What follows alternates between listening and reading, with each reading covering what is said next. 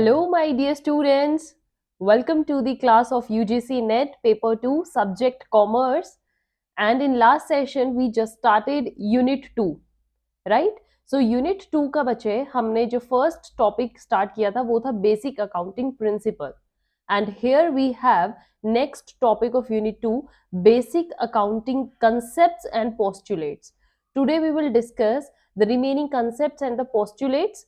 Principal हम already discuss कर चुके हैं. यूजीसी नेट का आपका जस्ट सिलेबस अभी स्टार्ट हुआ है बच्चे of unit 2. I will hear right for you.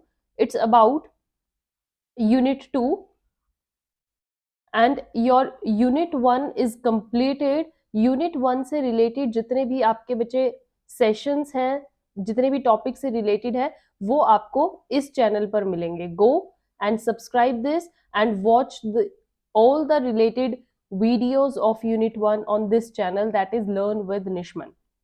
Okay, so here let's start our next topic, Basic Accounting Concepts and Postulates.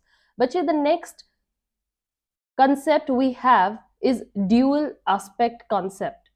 Dual Aspect Concept जो है ये वो concept है जो हमारे accounting टर्म्स यूज करती हैं. जब हम अकाउंट्स बनाते हैं तो हम कुछ प्रिंसिपल्स को दिमाग में रखते हैं, कुछ कंसेप्ट्स को दिमाग में रखते हैं, कुछ पोस्टुलेट्स को दिमाग में रखते हैं.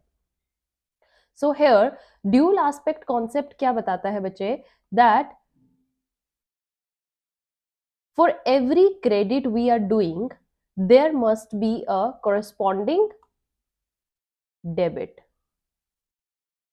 राइट, मीन्स आपके जैसे आपने देखा हो आपके टर्म्स होती हैं, इधर क्रेडिट होता है, इधर डेबिट होता है. तो जो भी आप क्रेडिट में लिखते हो उसका एक इफेक्ट डेबिट में भी होना चाहिए अमाउंट का. राइट, सपोज कीजिए आपने 10,000 क्रेडिट में डाले हैं तो 10,000 का इफेक्ट डेबिट में भी होना चाहिए. That is what your this concept, dual aspect concept, saying that every recorded transaction must have a two fold effect. Okay, हर ट्रांजैक्शन का डबल इफेक्ट होता है. That is it will be recorded at two places. Right, जैसे एक जगह से अगर पैसा आ रहा है तो आप उसको ऐसे ही लिखते हो ना अकाउंटिंग में, from this debit credit to this account. So that is your dual aspect concept. Next concept is your objectivity concept.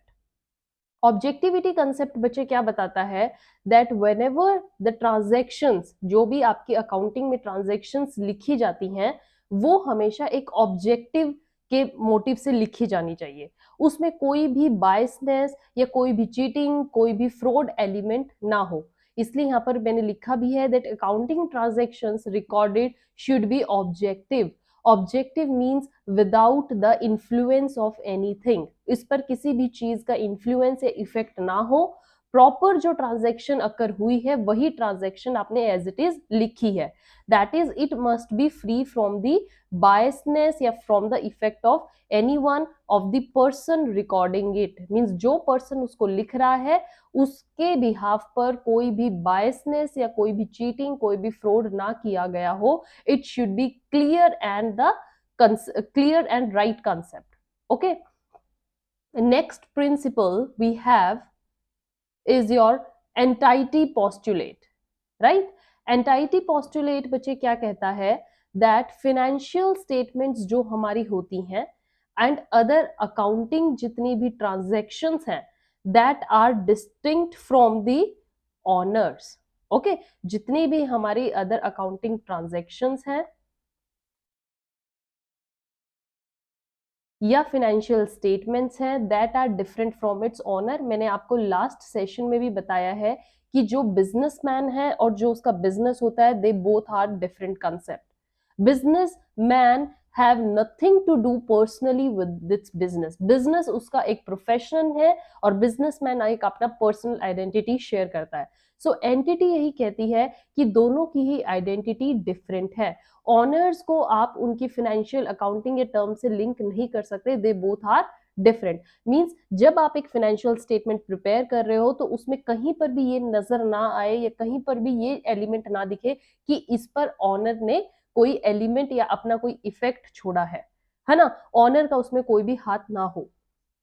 What is seen and it should be seen to be done. Okay, जो भी आपने देखा है वो दिखा हुआ आपको देखा, मतलब हुआ हुआ देखा है, वो चल रहा है। वहां पर ऑनर्स का ये नहीं होना चाहिए कि ऑनर्स ने अपना इन्फ्लुएंस उस पर डाल दिया है। Next we have here going concern postulate. Okay, going concern postulate क्या बताता है कि फिनेंशियल अकाउंटिंग जो भी होती है that must be formulated assuming that, क्या एज्यूम किया जाना चाहिए, that the business will continue to operate for indefinitely long period in future। Future में आप एक लॉन्ग पीरियड तक अपने बिजनेस की एग्जिस्टेंस को देखते हैं। मींस बिजनेस जो है वो एक गोइंग कंसर्न कंसेप्ट के साथ चलेगा। मैंने आपको लास्ट सेशन में बताया था कि जैसे एक बिजनेसमैन डेप्रिसिएशन अपने फिक्स्ड एसेट्स पर लगाकर चलता है, वो क्यों लगाता है? एक साल तक ना लगाए, सोचे कि भाई एक साल के बाद मेरी मशीन की वैल्यू नहीं यही रहेगी, नहीं बचे।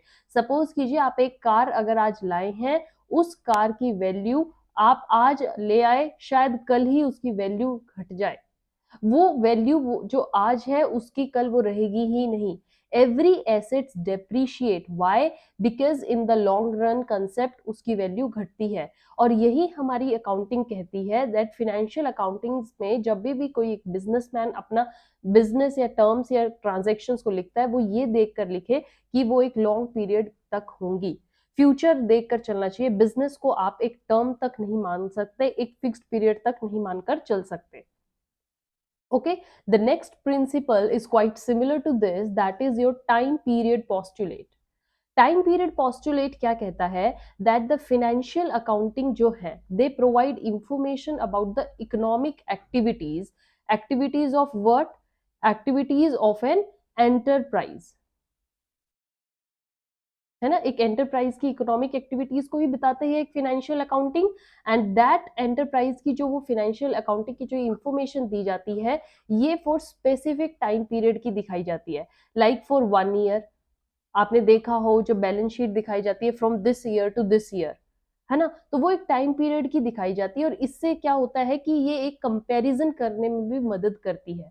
कंपैरिजन किस चीज का? सपोज कीजिए आपने टाइम टू टाइम आप एक फिक्स पीरियड के साथ अपने अकाउंटिंग इंफॉर्मेशन बना रहे हैं, फाइनेंशियल अकाउंट्स आप अपने प्रिपेयर करते हैं ईयरली वाइज, तो इससे क्या होगा? कंपैरिजन इजी रहेगा। फॉर एग्जांपल आप 2023 का जो आपका अब का वो बनेगा फाइनेंशियल स्टेटमेंट, उसको आप लास्ट ईयर 2022 से मैच कर सकते हो। पूरा ईयर वही था और वही सेम ईयर है।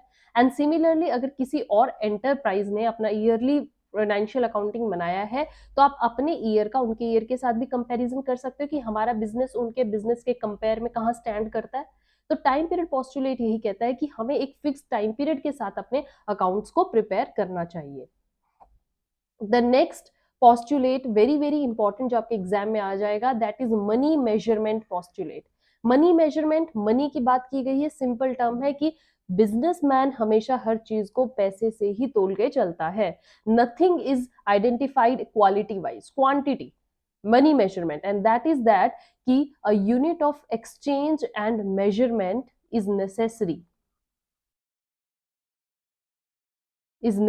to account the transactions of the business enterprise in a dash manner। जो कि किस मैनर में आप करते हो? Uniform manner. हर चीज को एक यूनिफॉर्म करेंसी में उसको आप उसका अनुमान लगाइए, उसको मेजर कीजिए, and that is called the monetary unit. Money की फॉर्म में, लाइक रुपीज, रुपीज में आप कंपेयर करते हो, हर चीज की वैल्यू रुपीज में निकाल सकते हो, बिल्डिंग की वैल्यू, फिक्स्ड एसेट्स की वैल्यू। और जिस चीज की वैल्यू आप मनी में नहीं निकाल सकते, वो आप अकाउंटिंग टर्म में नहीं लिख सकते। इवन तो गुडविल को भी हम मनी के फॉर्म में मेजर करते हैं ना बच्चे।